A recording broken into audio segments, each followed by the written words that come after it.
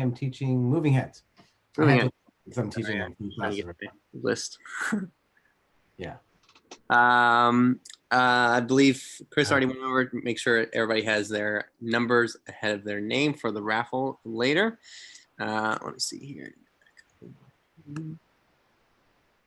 This one. For this class, we are doing one sequence from Magical Light Shows to give away. So we'll be doing that later. Terrible. What a terrible prize. I'm sorry, everybody. But this is Tom BetGeorge. He lives in California. He's been featured on multiple national television, including the Great Christmas Light Fight, of course. He owns Magical Light Shows that designs light shows across the country, including theme parks. And best of all, he is soon to be a new dad. Oh, yes. With that, go ahead, Tom. Thank you. I need to screen share. Does that work? Everyone see my screen, or you see it? Got it, yeah. Okay, cool. I am actually, I joked around. My other two classes, I'm using PowerPoint. In this one, I'm just not. It's one of those things that if I talk in PowerPoint, we're going to lose all our time, and it's not even helpful. So instead, I'm just going to go right into it. Okay, so my email, by the way, if you have any questions, is tom@magicallightshows.com. If you have any questions, I'd be happy to answer. If I don't answer right away, please don't feel bad. Sometimes I get a lot of messages, sometimes I don't. So depending when I get the message, sometimes it gets overwhelming and I accidentally miss some. But what I'm going to talk about right now is sequencing DMX. Now, I'm going to spend a very short amount of time sequencing basic DMX fixtures, but I'm going to spend most of the time showing you how to sequence moving heads, because I think that's really what people want to know. Because, so for example, if you buy, let's say, a Chauvet geyser, which if you're not familiar is like well, it's a geyser, something that basically shoots up like fog and it lights up. Let me close this window. Let me see here. Okay. Sorry, I'm adjusting my windows. Okay, all right. Oh, Zoom keeps on moving. What I don't want it to do. I hate you, Zoom. There it is. Okay. With most DMX, not most, with a lot of DMX fixtures, it's just a DMX value. DMX, by the way, is just a protocol that lighting, that generally the lighting industry uses. It's the most common by a long shot. DMX values are 8-bit, which basically means it's a value between 0 and 255 or 1 and 256. Typically, it's 0 and 255. I'm going to show my layout because I am most familiar with it. I hope that's okay. And if it's not okay, that's also okay. Also, I thought about making a short PowerPoint to be helpful in this, but I thought it'd be more fun instead to prepare a soundboard. So when I say something funny, it feels like people are laughing, or that people like actually find me funny, which is something that I need apparently.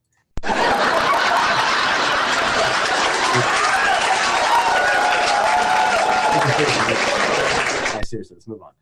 Let me go ahead and add a DMX fixture. So when you're in X-Lights, by the way, I'm not doing a basic X-Lights class. So you can watch that somewhere else, right?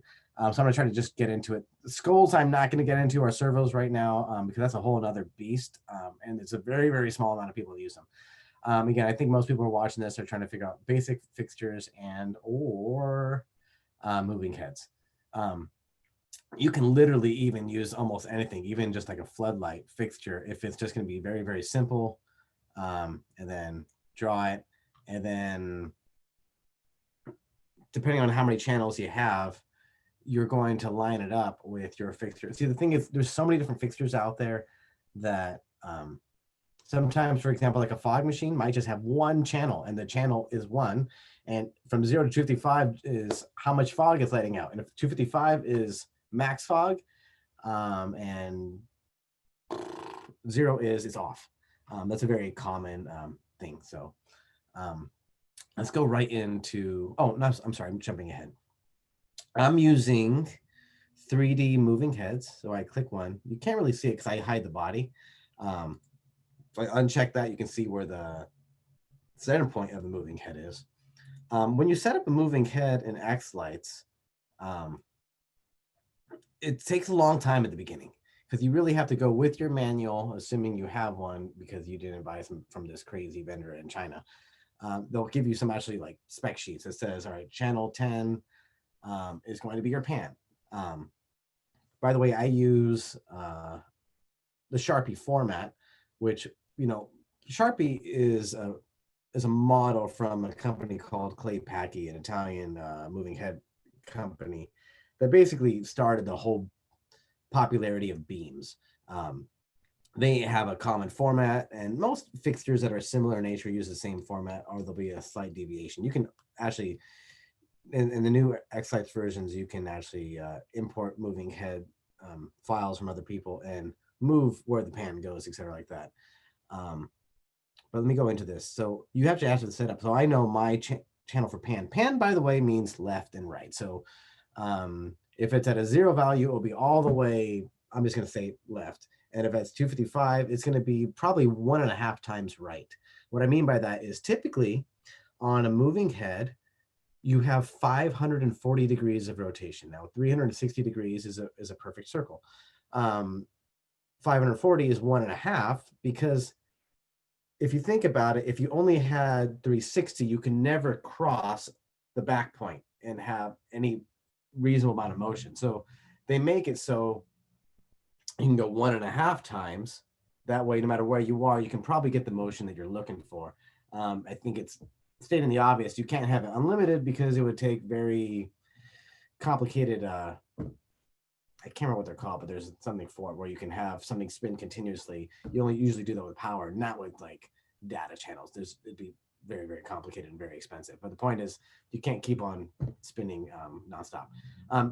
Tilt is usually on obviously you can't tilt more than the bottom of your moving head, right? It's going to have that might be 0. So just call it between 0 and 255 as far as DMX values, and 255 would be flipped the other way. And then 128, which is about halfway through, is generally directly in up ahead. It's not the same for pan. For pan, if you go 128, remember we're using 540 degrees of rotation. So oftentimes it's a different number like 64, where it might be the exact center, which I know is not 64 is not the whole amount of 255, or it's not halfway or even a third, but it's because if you start messing with it and you play with yours, you'll see where your center is. I usually use 64 as a starting point. It'll make more sense later. But basically going through every single moving head's a little bit different. The most powerful moving heads, here's where it gets kind of tricky, and I am extremely grateful for X-Lights. So please don't view anything I'm saying as a bash on X-Lights, but X-Lights wasn't first and foremost created for moving heads. It was something that I think, if I'm not mistaken, Gil added. Thank you, Gil. I know Keith has worked on it too as well. In moving head boards, like let's say the most common is called a Grand MA, which is typically $30,000 to $100,000 for these boards. They have patterns and stuff set up, and they have scenes that make it very, very easy to visualize. The thing about moving heads is what I'm kind of getting at, which there isn't a perfect solution yet. I think David Spalding's gonna be talking about states and stuff like that, and I'm not gonna get too much into that. But most moving heads don't use RGB color mixing. In other words, they're not using LEDs with like red, green, blue, like pixels, which would make it way better and way more simple. Now, some of you are probably thinking, I have a moving head that has an LED. Fantastic. But the most powerful ones are almost invariably metal halide bulbs, which is basically an arc that's getting so bright that it's always actually on. Or once you light the bulb, the fixture is at 100% power. And when you see it, it's just because the aperture, like a camera lens, is opening or closing. The dimmer is or the shutter, I'm sorry, the shutter. So unfortunately, with my moving heads, unless I use the state's value, I won't see colors. I can set it up, but colors on most moving heads are actually a wheel that is rotating, and it might be a certain DMX value. Almost always DMX value 8 is red. which means you actually have to put DMX manually value 8, and it's going to spin that color wheel. So there's a red filter in front of the bulb to show you that light. Okay, I'm going to show you what that looks like later. You set up your channels. If that even applies, in my case, I just put them all on 3. I can't remember why, but I remember there's a reason for it. If you ask me later, and I'll follow up with that. You can change how the beam, how long, you want it to show and stuff like that. It doesn't really matter so much. It's just more of a preferential. I'm actually going to get right away into, no, I'm not. I'm a liar face. I'm going to show you something that's super secret and important on the way that I do moving heads. It's not better or worse. Everyone has a different way of doing things. And my way's better. So let me go back into this. So I actually assembled groups to make it way more powerful to program. So as you see, for example, one of the most critical things is I actually separated and I made a models of, wait a second. I'm screen sharing the important monitor, right? I'm just panicking suddenly. Let me see if I can unmute. Asked to unmute. I'm screen sharing my X-Lights screen, right? Yes. Yes. Correct. Lights with your moving heads on the bottom right corner. Okay, so you see my mouse right now. Yes. Okay, for some reason, Zoom just made it look like it was the other screen sharing, and I just had a panic moment, and I wasn't sure. Okay, good. I'm gonna go back to work.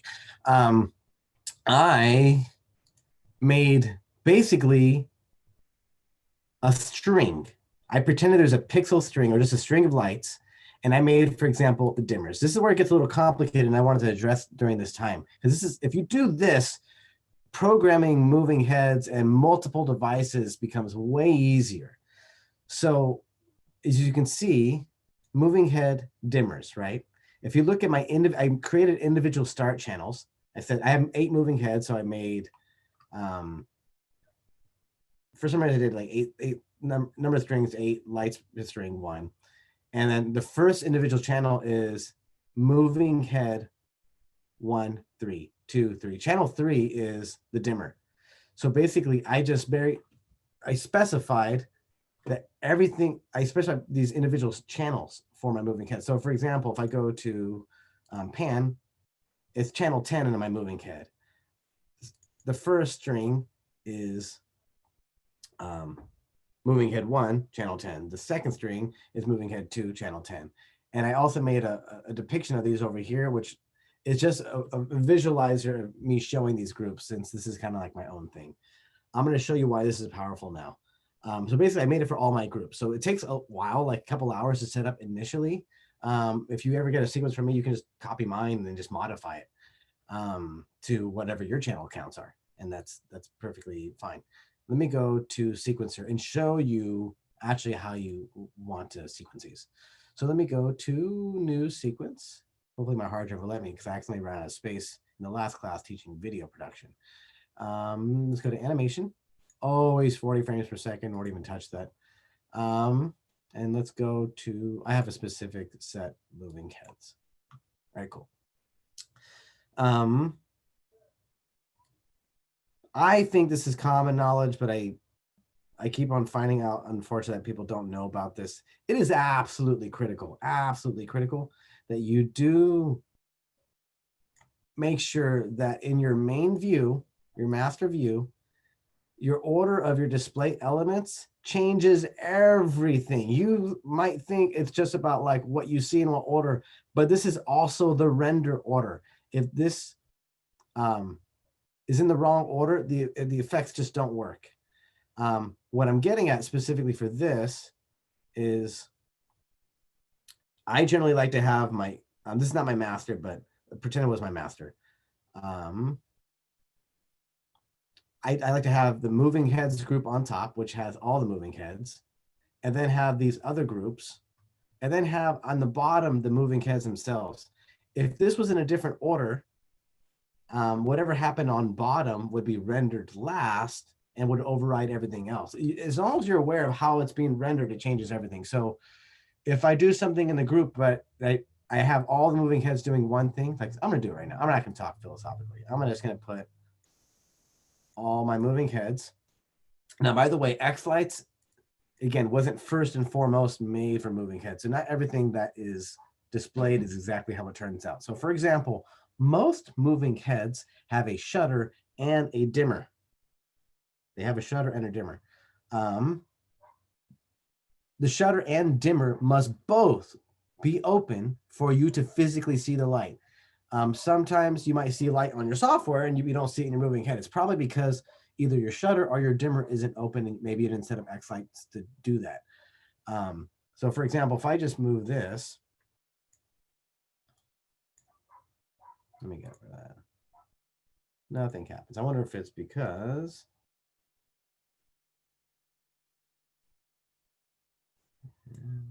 color. Yeah, I don't know. I think Gil mentioned something about having put in a line. I never use this group. Okay, there we go. So now you can see that things are on. If I remove the shutter, the lights go away. If I remove the dimmer, the lights go away because I set that up properly.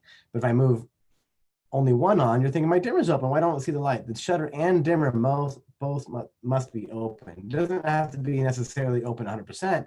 For example, if you want to dim your moving heads, you want to put it to like, use your dimmer. Don't use your shutter. Shutter is usually open, closed, or flashing, like a strobe effect. It's not for dimming. If you want to dim your moving head, you use the dimmer, of course, which actually, like a camera aperture, it basically closes on the moving head to lower the light, assuming you're using a standard metal halide bulb. If you're using LED, it can actually dim the LED.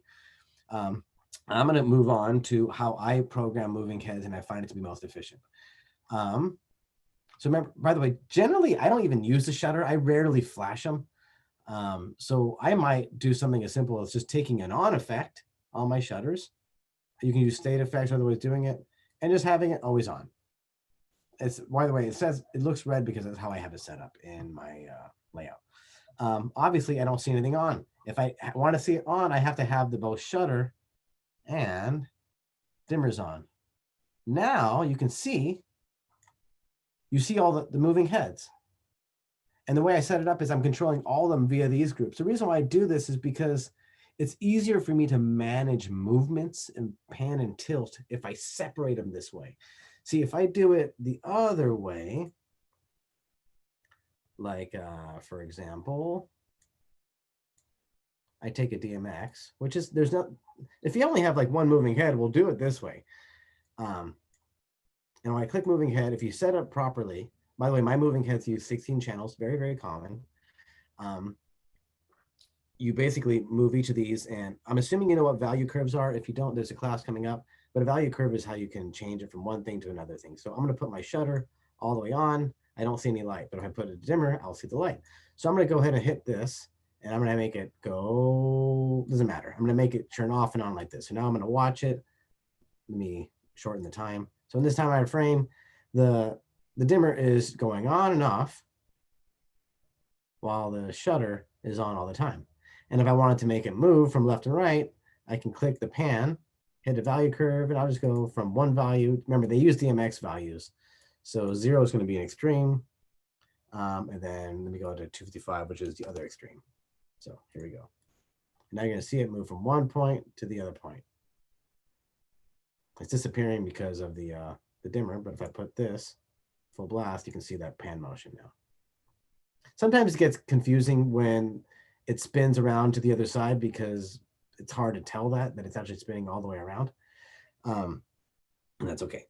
But if I want to do an effect where they're all doing something staggered, I would have to like copy and paste it and move it, or I would have to, yeah, it gets complicated, right?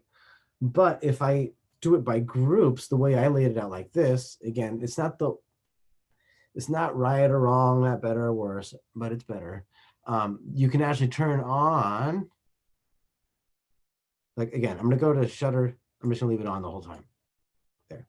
There's other ways of doing this. So I know what you're probably thinking, you don't have to do it that way. Shut up. No one cares. I care. Sorry, it's weird not having an audience where you can actually like have people like laugh when you say something funny. You know what I mean? Like, so I.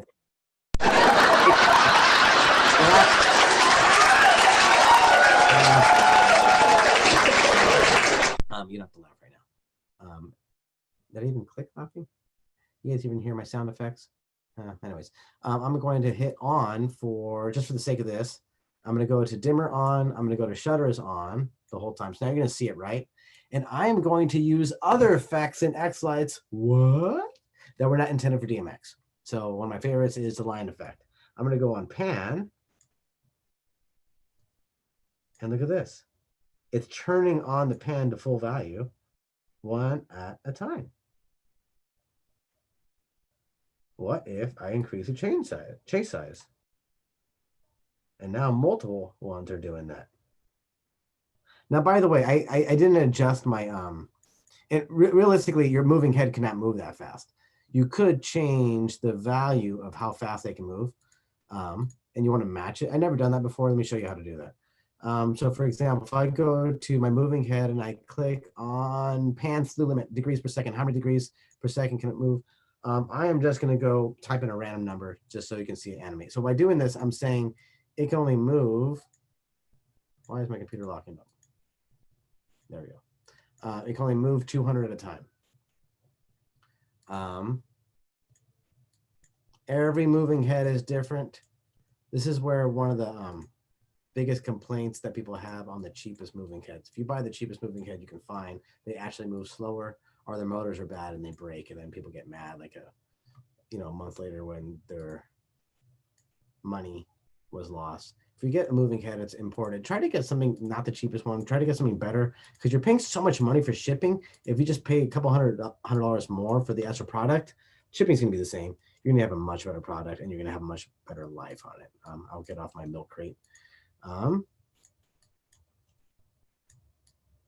So basically I'm just saying it can't move faster than that, in 1 second, which is realistic. I should probably really figure out what my limit is on these. I haven't need to most of the time because the way I program doesn't require that, and I'll show you why. So now you see what it actually looks like. Isn't that fun? Some of you are thinking that's not fun. Well, shut up. I think it's fun. Now, if I move this to tilt, look what happens. What a cool effect. Let me spread this out. Let me do a 3D fade, the same effect. And now you're going to see some like better motions. Let me shorten this down, lower the chase size.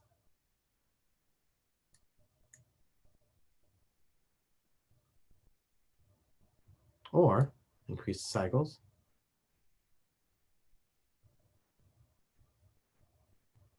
Yeah.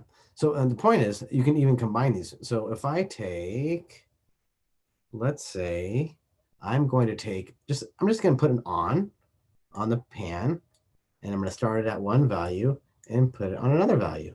And at the same time as that, I'm going to take this and put it one cycle.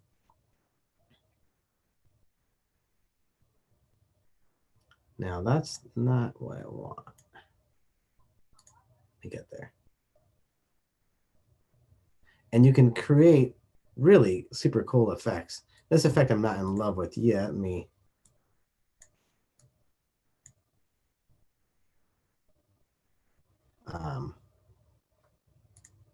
get what I actually really want with this.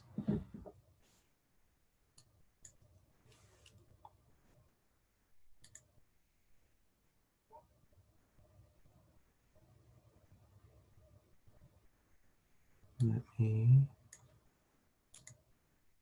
go to what I'm used to using.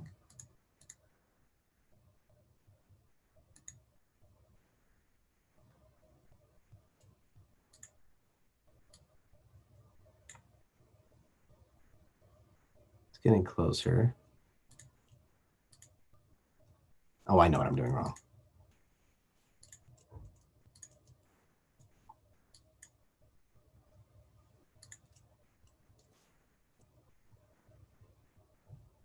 There we go. That's what I meant to do.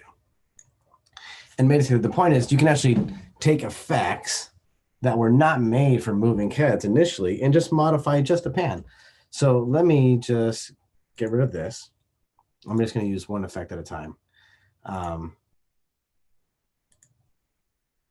let me change my chase size is complicating it so you can't understand what's happening.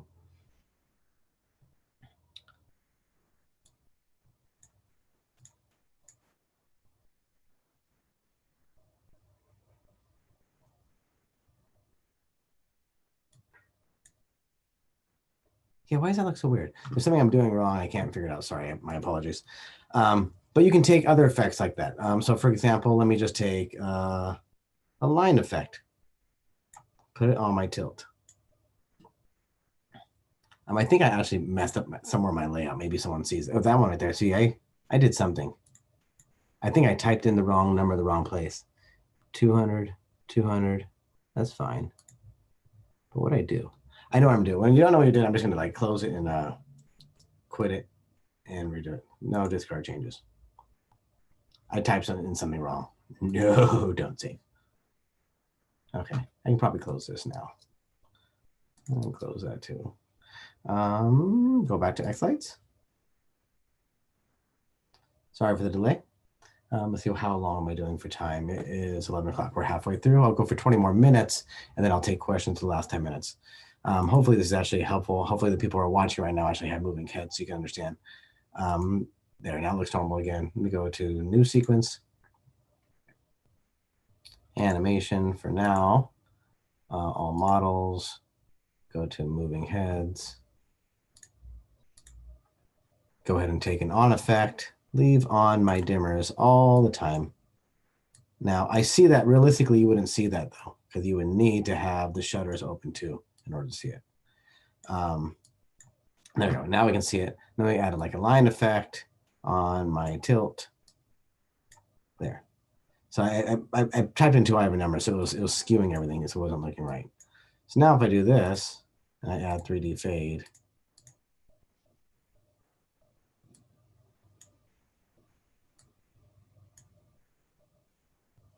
you can do cool effects. Now I increase the chase size. You can have multiple ones. Or if I move this around to pan, that's kind of cool. And when you combine them, you can do really cool effects. It's moving kind of slow. Let me speed this up. Let's speed this up over here. Give me a second to make this more interesting. And then change this chase size.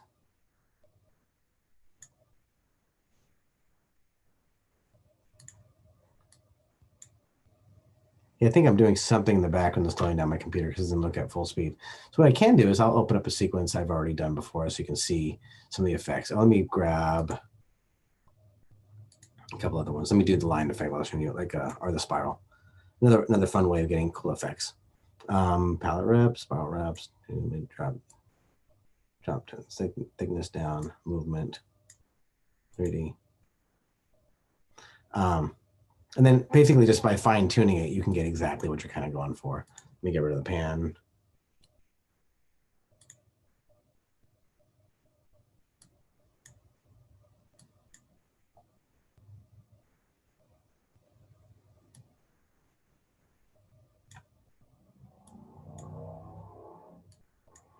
So that's basically how I get a lot of the cooler effects. Now, obviously, you can do very simple effects where you just take your DMX, drag on a moving head, and then you can do these motions and get very, very precise. So for example, I want my shutter on. I want the dimmer to slowly turn on and then turn off, let's just say. So I'm going to say 0, 255, 0.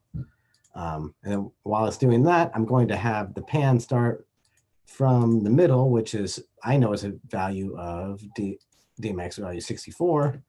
And then it's going to fade away into, I don't know, 128 off to the side. Okay. So now you're going to see it start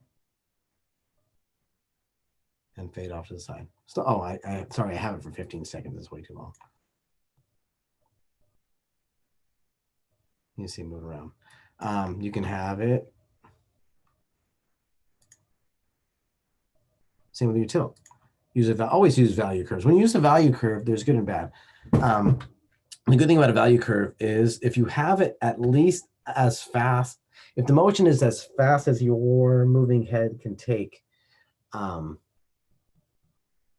it'll move it the whole time continuously. There's one, again, I love X-Lights. It's phenomenal. I don't think X-Lights takes advantage of the fine tune, which is making it a little bit jumpy. What happens with moving heads, sometimes I'll purposely tell it like go from DMX value 255 to 0 in a heartbeat. And what that does is it basically makes the moving head move as fast as possible from one point to the other point. So the motion is very fluid, okay? This is advantageous because sometimes when you move it by steps and X-Light says go to this position and this position and this position and this position, it actually starts doing this because these motors are on little belts like a gear, and it's doing that the whole time. On a professional board, it'll actually take advantage of fine tuning and actually make it liquid using an extra channel to fine tune these extra variables. If X-Light is already doing that, I don't think it is. I apologize. Might be something that we can add in the future, but basically making it more liquid motion. But to bypass that, I just put something extreme that the moving head cannot physically do, and then it'll go there as fast as it can to have a nice fluid motion. One of the things that's also important to remember about moving heads is they're not instantaneous, and also they're not instantaneous with opening up the aperture. So think about it. When you press the accelerator on a car, there's a small delay, and then it starts moving. It's not like immediately going 40 miles per hour. Now, with a moving head, if you want it to turn on and start moving, it's going to turn on and then move.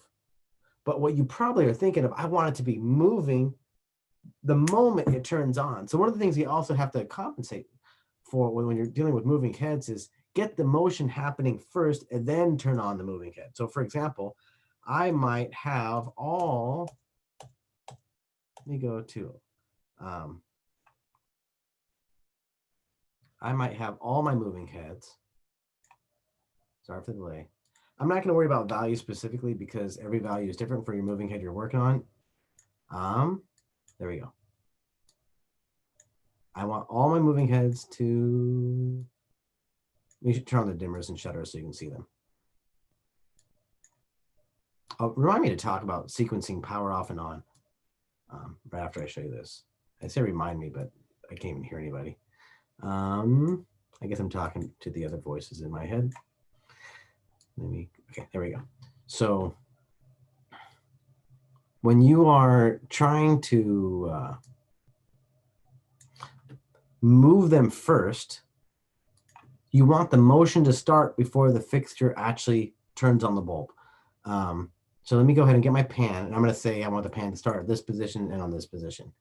Right now it's moving, right? So I will purposely have the light turn on once it's already in motion, and then you'll see that. So for example, let me start over here.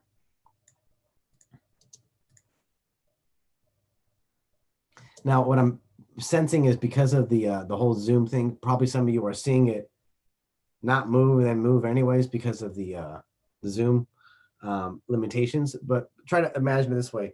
If you tell it to move and turn on at the same time, it's going to go and do this, because the motors actually take a moment to get to speed. So instead, if you're trying to have like this swishy motion, have it move already, turn on the light, turn it off, and then stop the motion. And that way you get a full motion. If you stop the motion at the moment you turn off the light, it's going to do this, off.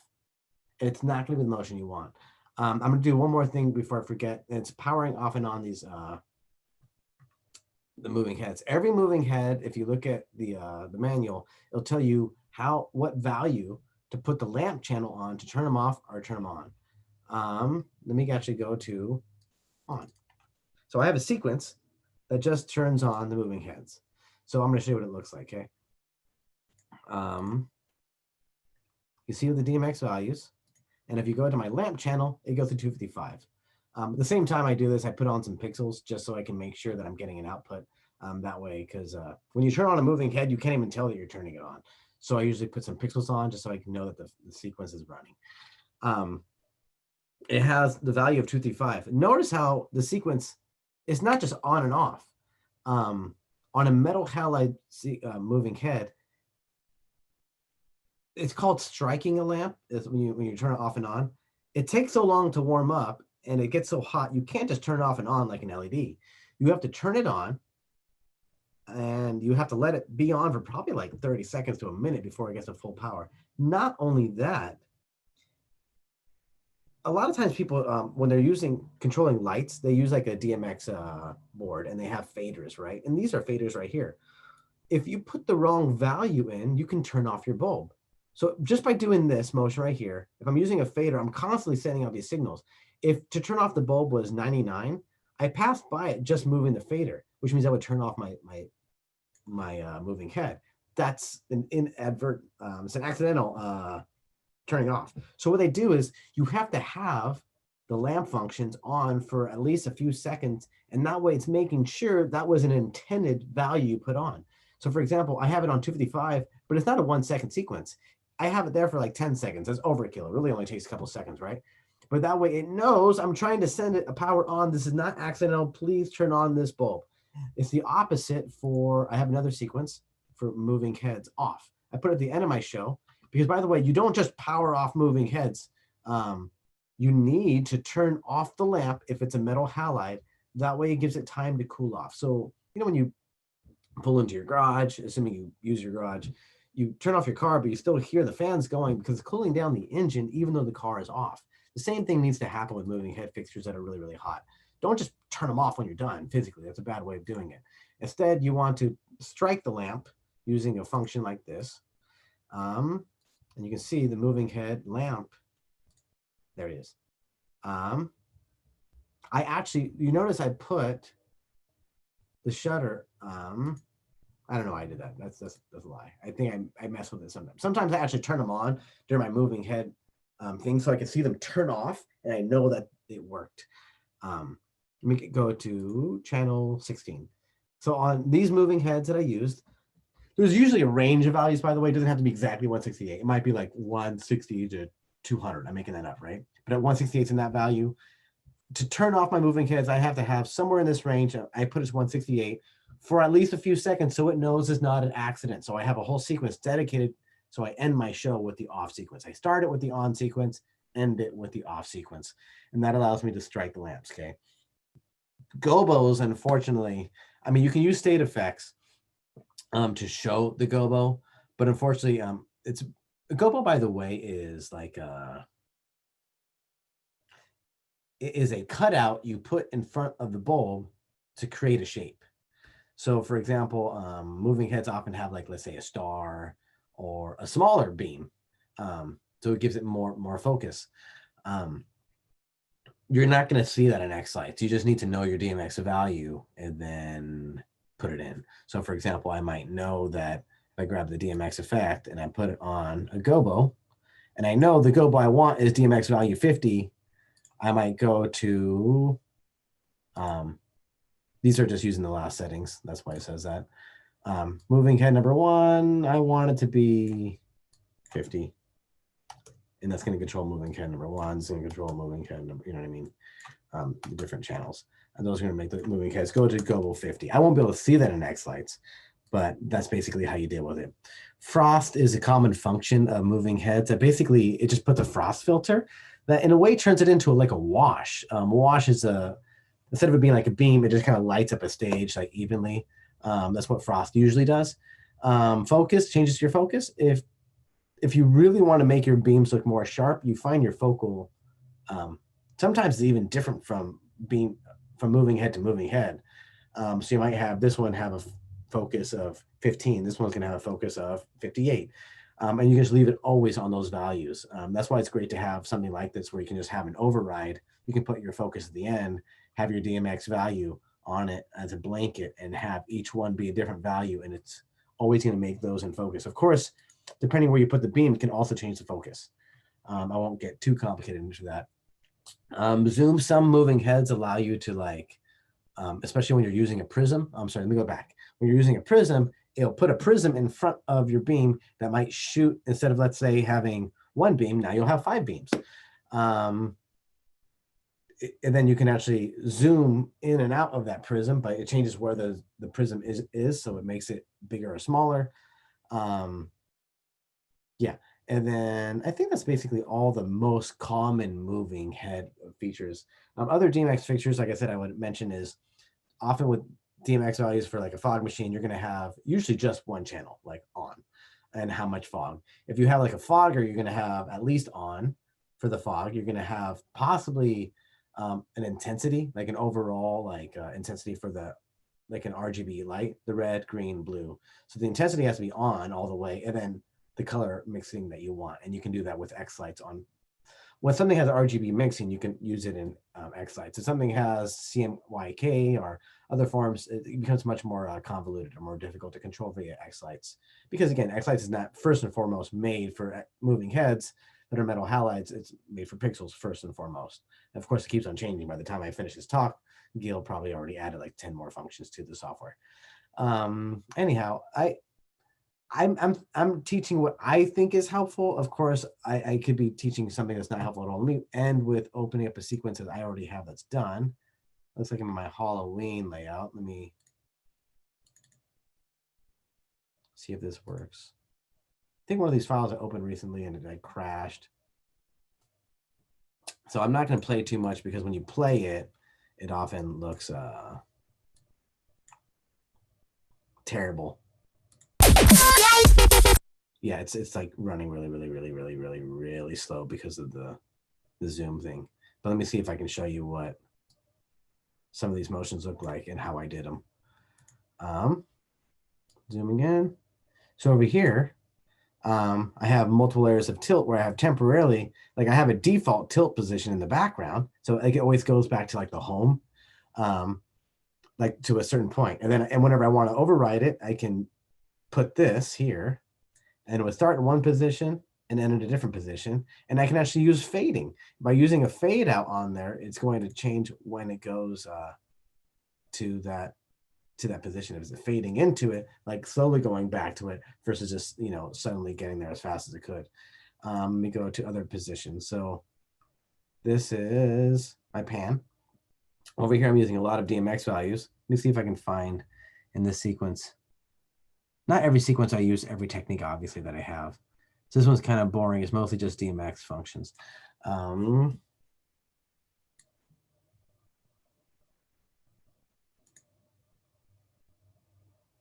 you can see it just fades into this motion, and it goes into the secondary. So you can see like these are in order to create this feel, the first DMX is going to be at 85, and it's going to fade in from the other position, and the next one's 97, 107, and basically that's how I create. I have 8 moving heads, so I have 8 different layouts. I am only like 3 minutes till my end of my talk. I think those are the basic things. Let me open it up for questions. Let me see here. Let me give Chris some power here. I'm not sure if you guys want to. Let's see. Let me go to Zoom. Sorry, I forgot I can actually see the questions. Let me go to chat. I don't see it. Where is it? Go to more in your upper area and then choose chat there. Since you're sharing, you'll see it up on the top. Oh, I see that. Exactly. Thank you. Did your sequence plans have moving heads included? Yes. Basically, if it's something I have, I want to be careful because these talks aren't supposed to be like my business, right? I'm not trying to sell myself. Anything that you see on my sequence comes with every time. I don't sell like with moving heads, without moving heads, with lyrics, without lyrics. Everything's included in everything. If I have it, and a lot of times what I do is like when I first make a sequence, I first make it for everybody without the moving heads, and then I add the moving heads. And when I add the moving heads, I'll re-add the file to the website, and then you'll automatically get an email that says, hey, something's been added. You can re-download it, and you never get charged. It's just automatically you get it for free. And then that way when I add moving heads to it, because a lot of my moving heads I fine tune in person because the software is cool, but sometimes you want to see where the moving heads are actually hitting and making sure you're not hitting windows and stuff like that. How did you make the beam show how you have it? It's actually a function of X lights. So it's when you add a DMX fixture, it is the moving head 3D. And you have to have the shutter and the dimmer open, and you can adjust. Remember, if I click on the moving head, which I can't click for some reason. I don't know why it's not letting me click. Sometimes I think when I'm sharing, unfortunately, it gets really weird and finicky. I might have to restart my computer. I've been noticing this last time. The Zoom is kind of like buggy in that regard. Do the inflatable rain covers work well? They do. But the bad thing about it is sometimes they don't inflate properly. So always make sure you inflate them visually, make sure they're inflated, and then turn on your moving head. Otherwise, when your moving head is going through its initiation sequence and it's starting to move, if it's not inflated properly, the moving head motors will be pushing against the plastic. The heat of the moving head will melt the plastic, and you can damage moving heads and your rain covers. So that's why domes are always great long term. But the plastic ones, the inflatable ones do work. You need to monitor them constantly to make sure they're properly open. And of course, the UV damage usually affects them faster. Do you sequence with the heads on and in front of you? I've been getting better about not needing and knowing my beams, what it's going to actually look like. But I usually do my fine tune at the end. Do your sequence plans have moving heads included? Yes. The map of Jimmy Hoffa's location looks interesting. I love this one. Added to that, what you probably use on to activate the laser. You okay? This is shooting gears on laser knife for DMX. There was one earlier. How do you deal with keeping your fixtures at a specific position? Like if you're illuminating a tree in your or your neighbor's yard. One thing that's super, super cool about X lights is that you can, when you have your light bulb on and you're actually controlling your DMX, it as you drag the faders, it's moving it.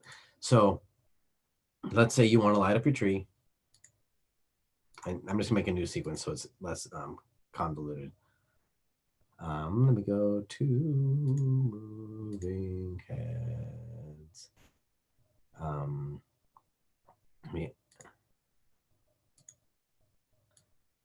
Let me go to moving head 1. So I'm going to go and turn on my dimmer. Technically, I wouldn't see that unless the shutter was there too. Okay. And then I'm going to physically just look at the tree and be like, all right, what pan value do I need? Okay, I need that pan value. And then I need this tilt value. And then there, I hit my tree. Let's just say, okay. And now as long as that DMX, if I wanted to hit the tree the whole time, I just drag the DMX. And now for the whole 30 seconds of this animation, that's going to be on and on it. By the way, I don't recommend lamping off your sequences as part of a song. If anything, you could have a lamp on function, just make sure they're on in case they somehow got shut off, but don't lamp them off, because then once you lamp it off, you can't lamp it back on. But anyways, yeah, you just leave it on like that. And you can light up that tree as long as you want. But of course, if you want it, again, remember, it takes time to get to that position. What you might want to do is you might do something like this, where I have the dimmer off. I get it to position first. Let me copy and paste this effect. And then at this moment, let's say exactly 5 seconds, I wanted it to turn on. I then turn on my dimmer. So the first few seconds, it's getting in position, and then it turns on. Because remember, you can't get the moving head instantly in position. It takes time to get there because there's motors moving. Is there any other questions that you saw that I should probably answer? I'm trying to go through them. I only saw one other one. Why wouldn't you just leave the shutter open all the time and use dim to control? That's what I do. I'm sorry if I did not make that clear. But I usually just make it a group thing. Like I'll put shutter like that, and I'll just put them on all the time. I do that all the time. And then just adjust dimming. But again, it has to do with how you lay out your order. So be careful, because if you have a different order, one might override the other. So I see a new message. Oh, thank you. Okay. Any other questions? Sorry, I'm trying to go through.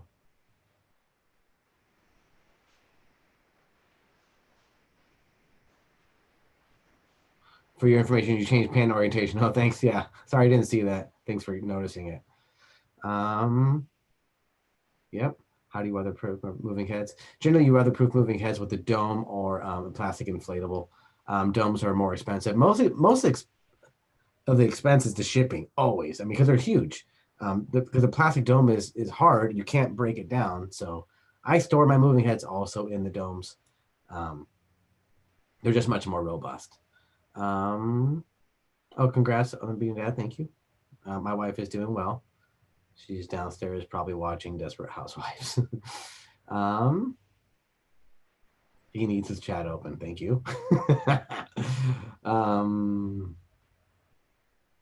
Yeah, honestly, I don't recommend most people get moving heads if you don't absolutely need them because they're a lot more pain in the butt than pixels, but they also do different things.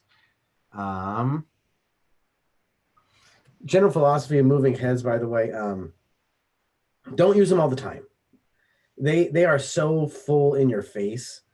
I generally think when I'm doing a sequence, again, there's no right or wrong way. But my way is the right way. But with moving heads is you want to. I think when I see a beam, the sound is forward, right? What has a forward sound? Brass. So when I bought moving heads, I was thinking about Star Wars in mind, and I wanted because John Williams, who composed the music for Star Wars, he's very brass heavy. When he does his most of the time when there's the main star, like Indiana Jones, bum ba-dum, bum ba-dum. It's always like a brass instrument, right? Star Wars, like almost every theme is like brass. Brass sound is very punchy, especially trumpets, right? It's almost like it's shooting out at you. Strings, to me, don't look as much as moving heads. They can, but whenever you hear like trumpets blasting, it's almost always going to be the moving head. Strings might be something else, like a soft piano, like with multiple notes, I wouldn't have in the moving head. So I would use them sparingly. Just, am I using that word right? I wouldn't use them a lot. Just use them when it fits. Just because you have it, don't use it. And that way, when you turn them on, it's like much more glorious and much more grand. I would show you videos, but videos don't work well on Zoom. But if you go to my YouTube channel, Tom, just type my name in, Tom BetGeorge on YouTube or on Google, and you'll be able to see some videos. I try not to use them all the time. And also one thing to add is, and you'll notice this when you sequence them in person, not every position is as visible. So just because you see it in X light's visible, remember that beam is not visible sideways nearly as much as it is going backwards. So think about it, right? So when a beam is going sideways, you see the air that's lit up of like 1 foot. Did my thing lock up? Okay. You see 1 foot being lit up.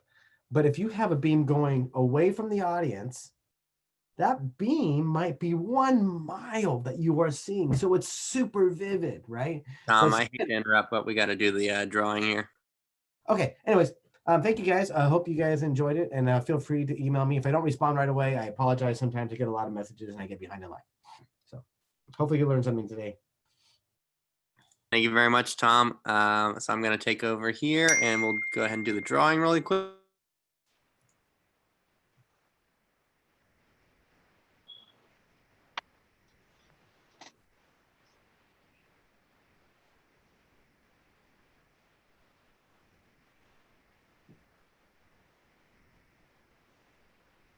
So we just want to thank all of our sponsors first, as well as Tom for doing this presentation for us.